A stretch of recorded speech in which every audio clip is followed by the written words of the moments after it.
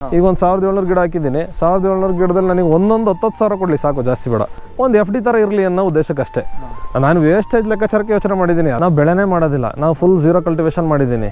9 ವರ್ಷದಿಂದ ಇದುವರೆಗೂ ನಾನು ಒಂದೇ ಒಂದು ಕಾಳು ಕೊಡೋ ಗೊಬ್ಬರನೂ ಹಾಕಿಲ್ಲ.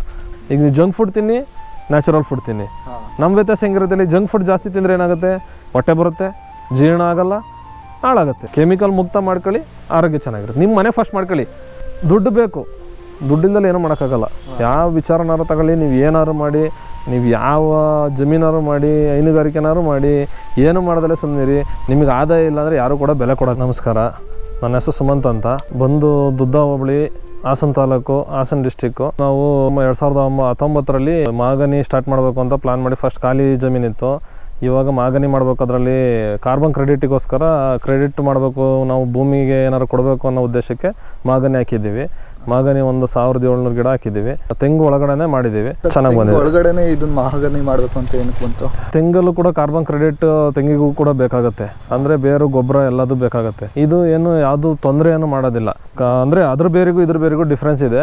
ಅದಕ್ಕೂ ಇದಕ್ಕೂ ಏನು ತೊಂದರೆ ಏನಾಗೋದಿಲ್ಲ. ಅದ್ರ ಪಡಿಗೆ ಅದು ಬೆಳೀತು. ಅದು ಮರ ಇರೋದ್ರಿಂದ ಇದು ಬರೀ ಮೇಲೆ ಬೇರು ಬರುತ್ತೆ, ಇದು ಕೆಳಗಡೆ ರೂಟು ಕೆಳಗಡೆ ಹೋಗುತ್ತೆ. ಹಾಗಾಗಿ ಅದನ್ನು ಪ್ಲಾನ್ ಮಾಡಿದ್ದೀನಿ.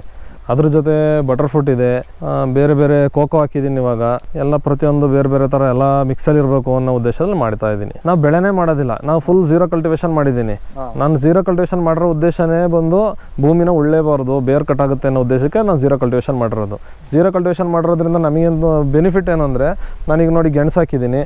ಈ ಗೆಣಸು ಬಂದು ಫುಲ್ ಗೊಬ್ಬರ ಆಗುತ್ತೆ. ಅದೇ ಮಲ್ಟಿ ಪರ್ಪಸ್ ಗೊಬ್ಬರ ಆಗುತ್ತೆ, ಮತ್ತೆ ಬರುತ್ತೆ. ಬರೀ ನೀರು ಬಿಟ್ಟರೆ ಬೇರೆ ಏನು ಕೊಡೋದಿಲ್ಲ. ನಾನು ಗೊಬ್ಬರನೂ ಕೂಡ ನಿಲ್ಲಿಸಿದ್ದೀನಿ. ಹೆಚ್ಚು ಕಮ್ಮಿ ನಾನು 9 ವರ್ಷ ಆಯಿತು ನಾನು ಇದು ಅಂಗಡಿ ಗೊಬ್ಬರ ಹಾಕಿ 9 ವರ್ಷ ಆಗಿದೆ. 9 ವರ್ಷದಿಂದ ಇದುವರೆಗೂ ನಾನು ಒಂದೇ ಒಂದು ಕಾಳು ಕೊಡೋ ಗೊಬ್ಬರನೂ ಹಾಕಿಲ್ಲ. ಬರೀ ನ್ಯಾಚುರಲ್ ಗೊಬ್ಬರ, ದನಿನ ಗೊಬ್ಬರ ಸಿಕ್ಕರೆ ದನಿನ ಗೊಬ್ಬರ ಹಾಕ್ತೀನಿ, ಅದು ನ್ಯಾಚುರಲ್ ಇದ್ದರೆ ಮಾತ್ರ. ಇಲ್ಲಾಂದ್ರೆ ನಾನು ಅದನ್ನು ಕೂಡ ಹಾಕೋದಿಲ್ಲ. ಆ ಥರ ಫುಲ್ ನ್ಯಾಚುರಲ್ ಫಾರ್ಮಿಂಗಲ್ಲಿ ಬರಬೇಕು ಅನ್ನೋ ಉದ್ದೇಶಕ್ಕೆ ಎಷ್ಟು ಬರುತ್ತೆ ಅಷ್ಟೇ ಬರಲಿ. ಇದರಿಂದ ನಾನೇನು ಇಲ್ಲೇನು ಜೋಳ ಬೆಳೀತಿರಲಿಲ್ಲ, ಏನು ಬೆಳೀತಿರಲಿಲ್ಲ. ತೋಟ ಬರೀ ತೆಂಗಿತ್ತು, ತೆಂಗಿನ ಒಳಗಡೆ ಮಧ್ಯದಲ್ಲಿ ಏನಾರು ಒಂದು ಪ್ರಾಪರ್ಟಿ ಥರ ಮಾಡಿ ಏನಾರು ಬರಬೇಕು. ನನ್ನಿಂದ ಭೂಮಿಗೂ ಏನಾರು ಇದು ಬರಬೇಕು, ನನಗೂ ಅದರಿಂದ ಲಾಭ ಸಿಗಬೇಕು ಫ್ಯೂಚರಲ್ಲಿ. ಆ ಉದ್ದೇಶಕ್ಕೋಸ್ಕರ ಮಾಗನಿ ಮಾಡಿದ್ದೀನಿ. ಇವಾಗ ಮಾಗನಿ ಮಾಡಿ ಎಷ್ಟು ವರ್ಷ ಆಯಿತು? ಮಾಗನಿ ಮಾಡಿ ಇಲ್ಲಿಗೆ 6-7 ವರ್ಷ ಆಯಿತು. ಇದು ಬಂದು ಟಿಂಬರ್ ಬೆಳೆನೇ, ಟಿಂಬರು ಪ್ಲಸ್ ಕಾಯಿ ಬರುತ್ತೆ. ಇದ್ರಲ್ಲಿ ಮೆಡಿಸಿನ್ಗೆ ಹೋಗುತ್ತೆ. ಫಸ್ಟ್ ಬಂದು ಮೇಯ್ನ್ ಬಂದು ಟಿಂಬರಿಗೆ ಹೋಗುತ್ತೆ. ಟಿಂಬರ್ ಇದು ಬಂದು ಅಡುಗೆಗೆ ಹೋಗುತ್ತೆ ಒಂದು ಮೇಯ್ನು. ಪ್ಲಸ್ ಫಾರಿನ್ ಕಂಟ್ರೀಸಿಗೆ ಸಿಕ್ಕಾಪಟ್ಟೆ ಎಕ್ಸ್ಪೋರ್ಟಿಂಗಿಗೆ ವ್ಯಾಲ್ಯೂ ಜಾಸ್ತಿ ಇದೆ. ಈ ಫ್ಯೂಚರ್ಲಿ ಸಿಕ್ಕಾಪಟ್ಟೆ ಡಿಮ್ಯಾಂಡ್ ಇದೆ. ಇವತ್ತಿನ ಇದರಲ್ಲಿ ಎಷ್ಟು 1800-2000 ಇದೆ. ನಾನು ಹಾಕ್ದಾಗ ಹೆಚ್ಚು ಕಮ್ಮಿ 1,500-2,000 ರೂಪಾಯಿ ಒಳಗಡೆ ಇತ್ತು. ಈಗ 2,000ರಿಂದ 2,500ವರೆಗೂ ನಡೀತಾ ಇದೆ ಸ್ಕ್ವೇರ್ ಫೀಟು ಗನಡಿಗೆ.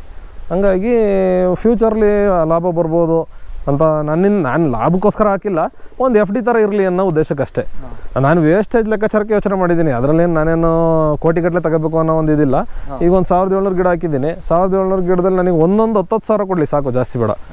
ವೇಸ್ಟ್ ಮರ ಏನೋ ಸೌದೆ ಲೆಕ್ಕಾಚಾರಕ್ಕೆ ಹೋದ್ರೂ ಪ್ರಾಫಿಟ್ ಆಗುತ್ತೆ. ಅದರಿಂದ ನಾನು ಏನು ಆದಾಯ ಮಾಡ್ತಿರಲಿಲ್ಲ ಅಷ್ಟು ವರ್ಷಕ್ಕೆ. ಈಗ ಒಂದು 15 ವರ್ಷಕ್ಕೆ ಬರುತ್ತೆ ಅಂತ ಹೇಳಿದ್ದಾರೆ. ಬಟ್ ಒಂದು 20 ವರ್ಷ ಟಾರ್ಗೆಟ್ ನಾನು ಇಟ್ಕೊಂಡಿದ್ದೀನಿ. ಅಷ್ಟರಲ್ಲಿ ನಮಗೇನು ನಾವು ಅಷ್ಟು ದುಡಿತಿರ್ಲಿಲ್ಲ. ಇಲ್ಲಿ ಫುಲ್ ಡೆಡ್ ಆಗಿ ಅಂದರೆ ನನ್ನದೇ ಬಿಸ್ನೆಸ್ ಇದೆ. ಹಂಗಾಗಿ ನಾನು ಆ ಕಡೆ ಎಲ್ಲ ಫುಲ್ಲು ಬ್ಯುಸಿ ಇದ್ದಿದ್ದರಿಂದ ಏನೋ ಒಂದು ಮಾಡಿ ತೋಟದಲ್ಲಿ ಬಿಡೋಣ, ಖಾಲಿ ಬಿಡಬಾರ್ದು ಅನ್ನೋ ಉದ್ದೇಶಕ್ಕೆ, ಉಕ್ಕೆ ಹೊಡಿಸ್ಬಾರ್ದು ಅನ್ನೋ ಉದ್ದೇಶಕ್ಕೆ ಮಾಡಿದ್ದೀನಿ. ಗಿಡಗಳು ಕೋಕೋ ಹಾಕಿದ್ದೀನಿ. ಕಾಫಿ ಟ್ರೈ ಮಾಡ್ತಾ ಇದ್ದೀನಿ, ಕಾಫಿ ಬರುತ್ತಾ ಅಂತ. ಕಾಫಿ ಬಂದರೆ ಕಾಫಿನೂ ಮಾಡ್ತೀನಿ. ಸದ್ಯದಕ್ಕೆ ಪ್ರಮೋಷನ್ ಮುಂದೆ ಏನೇನು ಆಗುತ್ತೆ ನೋಡುವ ಅಂತ ಒಂದೊಂದಾಗಿ ಮಾಡ್ತಾ ಇದ್ದೀನಿ. ಮಾಗನಿ ಒಳಗಡೆ ಅಡಿಕೆನೂ ಹಾಕಿದ್ದೀನಿ. ಎಲ್ಲ 10x10 ಅಡಿಕೆನೂ ಹಾಕಿದ್ದೀನಿ. ಎಲ್ಲ ಥರನೂ ಮಿಕ್ಸ್ ಬೆಳೆ ಇರಬೇಕು ಅನ್ನೋ ಉದ್ದೇಶಕ್ಕೆ ಮಾಡ್ತಾ ಇದ್ದೀನಿ. ಮಲ್ಚಿಂಗ್ ಇರಬೇಕು ಅಂತ. ಮಲ್ಚಿಂಗಿಗೋಸ್ಕರ ಗೆಣಸು ಬೆಳೆದಿರೋದೆಲ್ಲ ನೋಡಿ. ಹೌದು, ಇವೆಲ್ಲ ಬರೀ ಮಲ್ಚಿಂಗಿಗೆ ಗೊಬ್ಬರಕ್ಕೋಸ್ಕರನೇ. ಖಂಡಿತವಲ್ಲ, ಗೊಬ್ಬರ ಇದರಿಂದ ಸುಮಾರು ಜೀವಿಗಳು ಬದುಕುತ್ತೆ. ಇದರಿಂದ ಈಗ ಗೆಣಸಿಂದ ಏನಾಗುತ್ತೆ, ಇದಕ್ಕೆ ಮಲ್ಚಿಂಗು ಸಿಗುತ್ತೆ. ಪ್ಲಸ್ ಇಲಿಗಳು ಒದಿಯುತ್ತೆ. ಇಲಿಗಳು ಒದಿದ್ದಕ್ಕೆ ಗೊಬ್ಬರ ಆಗುತ್ತೆ. ಅದು ಗೆಣಸನ್ನು ತಿನ್ನುತ್ತೆ, ಮತ್ತೆ ರೀಪ್ರೊಡ್ಯೂಸ್ ಆಗುತ್ತೆ. ಈಗ ಗೆಣಸನ್ನೇ ನಾನೇನು ಕ್ಲೀನ್ ಮಾಡೋದಿಲ್ಲ, ತೆಗೆದಾಕೋದಿಲ್ಲ. ಅದು ಹಂಗೆ ಇರುತ್ತೆ. ನೀರು ಹೊಡಿತಾ ಇರ್ತೀನಿ, ಮತ್ತೆ ಬರ್ತಾ ಇರುತ್ತೆ. ಕಟ್ ಮಾಡ್ತಾ ಇರ್ತೀನಿ. ಕಾಯಿ ಕೆಡಬೇಕಾದ್ರೆ ಮಾತ್ರ ಕ್ಲೀನ್ ಮಾಡ್ಕೊತೀನಿ ಸುತ್ತ, ಮರ ಸುತ್ತ ಕಾಯಿ ತಕ್ಕೋತೀನಿ. ಕಾಯಿ ತಕೊಂಡ್ಮೇಲೆ ಮತ್ತೆ ರಿಟರ್ನ್ ಮತ್ತೆ ನೀರು ಬಿಡ್ತೀನಿ. ನೀರು ಬಿಟ್ಟ ತಕ್ಷಣ ಮತ್ತೆ ಬರ್ತಾ ಇರುತ್ತೆ.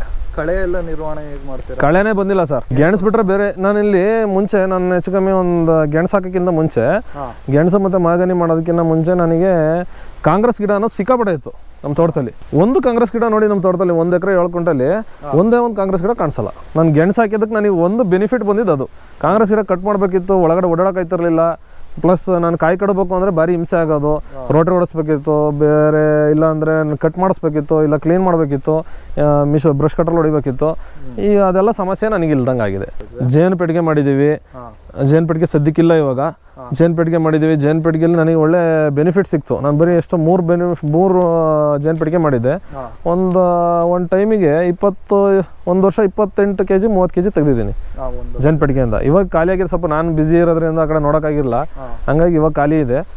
ಇವಾಗ ಏನಿಲ್ಲ, ಬಟ್ ಜೇನಲ್ಲಿ ಒಳ್ಳೆ ಬೆನಿಫಿಟ್ ಇದೆ. ಬಟ್ ಅದು ಜೇನು ಏನಕ್ಕೆ ಸಾಕ್ತೆ ಅಂದರೆ ನಾನು ಪರಾಗಸ್ಪರ್ಶಕ್ಕೋಸ್ಕರ ಜೇನು ಸಾಕಿರೋದು.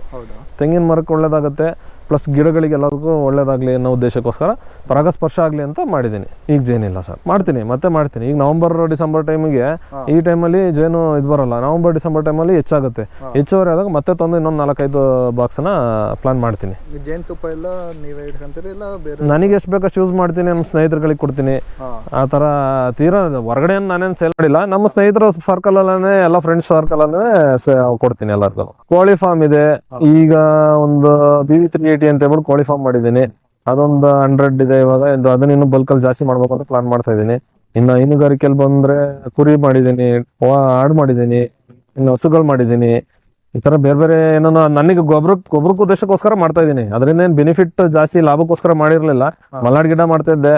ಮಲ್ನಾಡ್ ಗಿಡ್ಡದಲ್ಲೂ ನನಗೆ ಬೆನಿಫಿಟ್ ಸಿಕ್ಕಾಪಟ್ಟೆ ಸಿಕ್ತು. ನನ್ನ ತೋಟಕ್ಕೆ ಗೊಬ್ಬರ ಆಗಲಿ ಅನ್ನೋ ಉದ್ದೇಶಕ್ಕೆ, ಅದರಲ್ಲೇ ಮಲ್ಟಿಪರ್ಪಸ್ ಬಿಸ್ನೆಸ್ ಆಗಲಿ ಅನ್ನೋ ಉದ್ದೇಶಕ್ಕೆ ಮಾಡ್ತಾ ಇದ್ದೀನಿ ಅಷ್ಟೇ. ನಮ್ಮ ತೋಟಕ್ಕೆ ನಾನು ಸ್ಲರಿಲಿ ಮುಖಾಂತರ ಬಿಡ್ತೀನಿ, ಜೀವಾಮೃತ ಮುಖಾಂತರ ಬಿಡ್ತೀನಿ. ನನಗೆ ಏನೇನು ಬೆನಿಫಿಟ್ ಬೇಕು, ನನ್ನ ತೋಟಕ್ಕೆ ಏನೇನು ಬೇಕಾಗುತ್ತೆ, ನಾನು ಆ ಥರ ನ್ಯಾಚುರಲ್ ಫಾರ್ಮಿಂಗಲ್ಲಿ ಏನೇನು ಬೇಕು ಅದೆಲ್ಲ ಮಾಡ್ತಾ ಇರ್ತೀನಿ. ನೀರು ನಿಯಂತ್ರಣ ನೀರು ನಿಯಂತ್ರಣ ಬೋರ್ ಇದೆ 2. 2 ಬೋರಲ್ಲಿ ಸ್ಪ್ರಿಂಕ್ಲರ್ ಜೆಟ್ ಮಾಡಿದ್ದೀನಿ. ಯಾವ್ದನ್ನು ನಾನು ಯಾವ ಮರದ ಹತ್ರನೂ ಹೋಗಿ ನಿಂತ್ಕೊಂಡು ಎಲ್ಲೂ ಗುದ್ಲಿ ಇಟ್ಕೊಂಡು ಎಲ್ಲೂ ಬಿಡೋದಿಲ್ಲ. ಎಲ್ಲ ಸ್ಪ್ರಿಂಕ್ಲರ್ ಮಾಡಿದ್ದೀನಿ. ಆಟೋಮೆಟಿಕ್ ವಾಲ್ ಆನ್ ಮಾಡ್ತೀನಿ, ಬಾವಿ ಆನ್ ಮಾಡ್ತೀನಿ, ವಾಲ್ ಆನ್ ಮಾಡ್ತೀನಿ, ಆಟೋಮೆಟಿಕ್ ಎಲ್ಲ ಸ್ಪ್ರಿಂಕ್ಲರ್ ಆಗಿ. ನೀರು ನಿರ್ವಹಣೆ ಅದರಲ್ಲಿ ನೀರು ಕಮ್ಮಿ ತಗೊಳುತ್ತೆ ಸ್ಪ್ರಿಂಕ್ಲರ್ ಆದ್ರೆ.